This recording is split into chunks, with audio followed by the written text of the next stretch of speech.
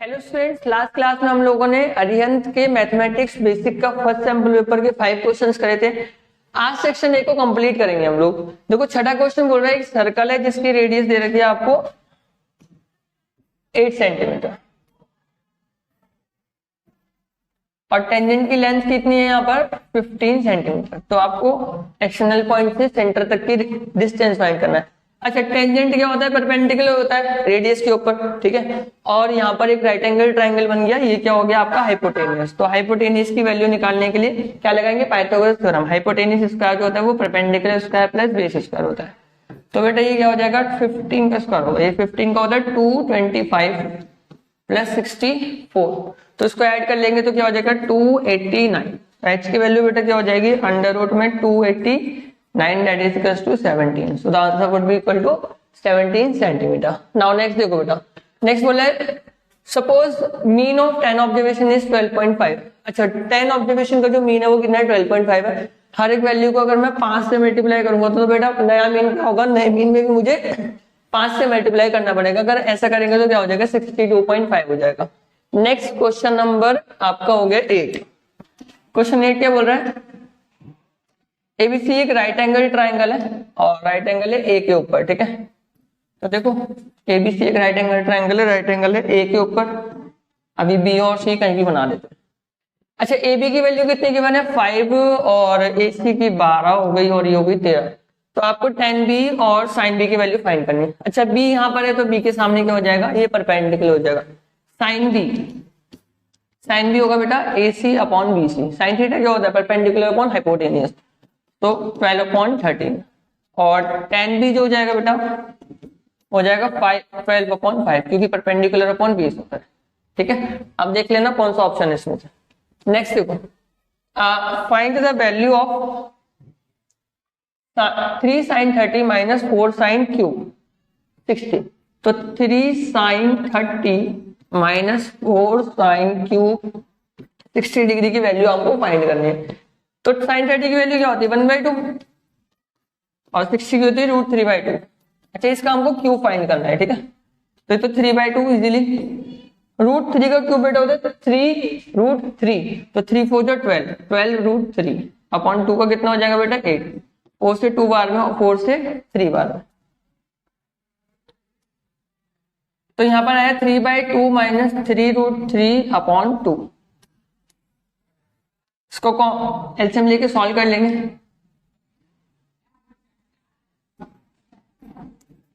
Three minus 3√3 common हो जाएगा क्या 3, तो 1 माइनस √3/2 क्या होगा? Option number B. नेक्स्ट देखो, next question number 10।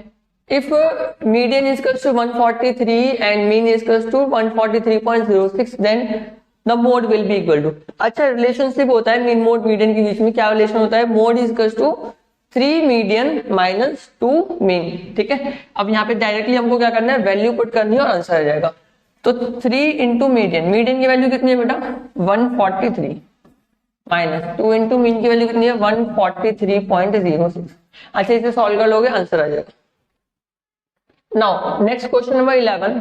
The line given by 4x plus ky equals to 1 and 6x minus 10y equals to 14 has unique solution then the value of k is.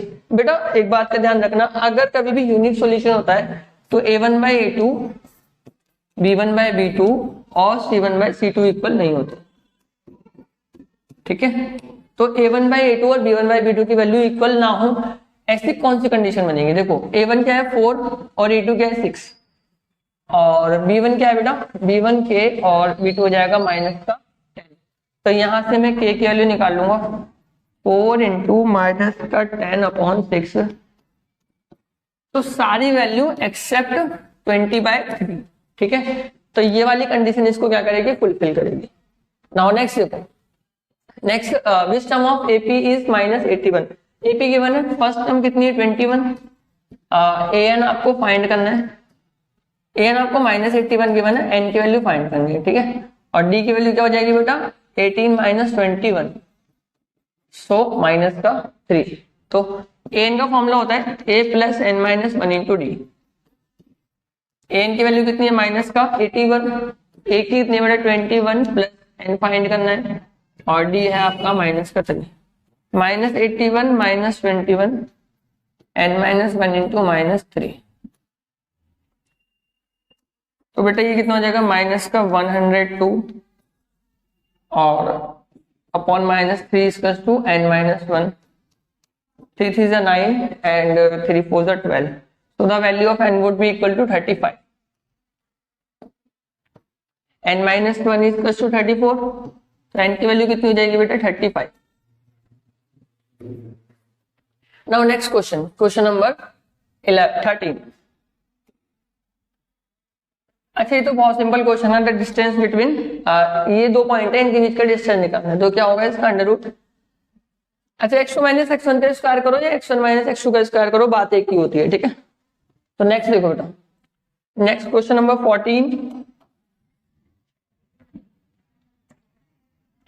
आपको given है कि a की value 20 है और 20th term 62 है, सम of first 20 term हमको find करना है, ठीक है। तो S20 फाइंड करना है, S20 क्या हो जाएगा n/2 और a प्लस l, ठीक है। n की वैल्यू कितनी हो जाएगी 20/2 और a की वैल्यू 2 है और लास्ट में कितनी दी आपको 62, तो इसको 10 इंटू 64, तो कितना हो जाएगा बेटा 640, तो 640 would be the required answer. Next बेटा ये भी एक प्रॉपर्टी होती है कि दो नंबर का के एलसीएम और एचसीएफ का जो प्रोडक्ट होता है उन नंबर के प्रोडक्ट के इक्वल होता है। नेक्स्ट देखो, if the product of the zeros of the polynomial, तो एक पॉलिनोमियल की बने हमको mx² माइनस 6x माइनस 6, इसके जीरोस का प्रोडक्ट मतलब अल्फा इंटू बीटा की वैल्यू कितनी की बने आपको -3, अल्फा इंटू बीटा क्या होता है बेटा c/a होता है, c/a, ठीक है। इसकी वैल्यू माइनस का क्या है 3, 3 से 3 कटेगा तो 6 इक्वल्स टू क्या हो जाएगा 3m हो जाएगा, और m की वैल्यू क्या होगी 6/3 that is equals to 2। So option B would be the required answer. हमेशा ध्यान रखना प्रोडक्ट ऑफ जीरोस क्या होता है बेटा c/a, ax plus by plus c की फॉर्म में किसी भी पॉलिनोमियल को लिखते हैं हम लोग, मतलब x के साथ जो वैल्यू होती है उसे a, b के साथ जो होती है x स्क्वायर के साथ जो होती है उसे बोलते हैं a, x के साथ होती है b और अकेला जो होता है वो c होता है, मतलब ax² plus bx plus c की फॉर्म में लिखते हैं किसी भी क्वाड्रेटिक पॉलिनोमियल को। Now next question, question number 17, find the solution. अच्छा इसके सॉल्यूशन फाइंड करने हैं हमको, है ना, स्प्लिटिंग द मिडिल टर्म से भी कर सकते हैं इसको इजीली, जैसे 2x² minus 5x minus 3 equals to 0 है ना बेटा। तो क्या होगा फर्स्ट और लास्ट टर्म को मल्टीप्लाई करेंगे 6, इनको जोड़ घटा के क्या आना चाहिए -5, तो क्या हो जाएगा 2x² minus 6x plus x minus 3 equals to 0। तो यहाँ से एलसीएम ले कॉमन ले लेंगे, इधर क्या हो जाएगा x माइनस 3 और 2x प्लस 1 इक्वल्स टू 0। तो बेटा x माइनस 3 की वैल्यू हो जाएगी 0, तो यहां से एक सॉल्यूशन आएगा 3 और 2x प्लस 1 की वैल्यू हो जाएगी 0 और यहां से एक सॉल्यूशन आएगा आपका -1/2। So option A would be the required answer. Now next question, question number 18, if in triangle ABC and triangle DEF AB upon DE is equals to BC upon FD then they will be similar। अच्छा देखो दो triangle है ABC और DEF, ठीक है। AB upon DE, AB upon D is equals to BC upon FD, ठीक है।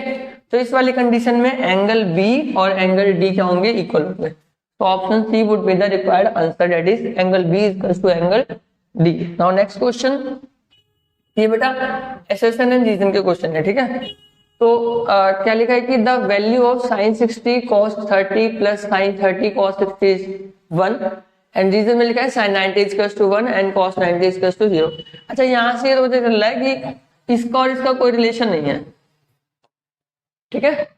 देखो एक बार चेक कर लेते कि sin 60 cos 30 प्लस sin 30 और cos 60 की वैल्यू क्या आती है? तो sin 60 बेटा होता है √3/2 और ये भी होता है आपका √3/2। इधर हो जाएगा आपका 1/2 और ये भी क्या हो जाएगा 1/2।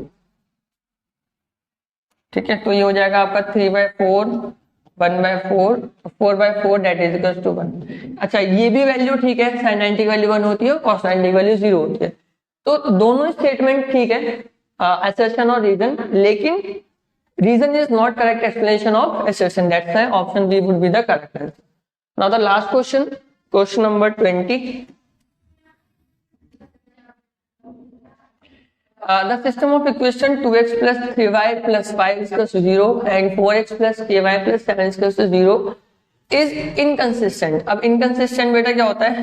ये कंडीशन है एकदम ठीक है, ठीक है, कि a1/a2 is equal to b1/b2 is not equal to c1/c2। अगर ये वाली कंडीशन होती है तो inconsistent होता है, कोई भी सॉल्यूशन नहीं आता।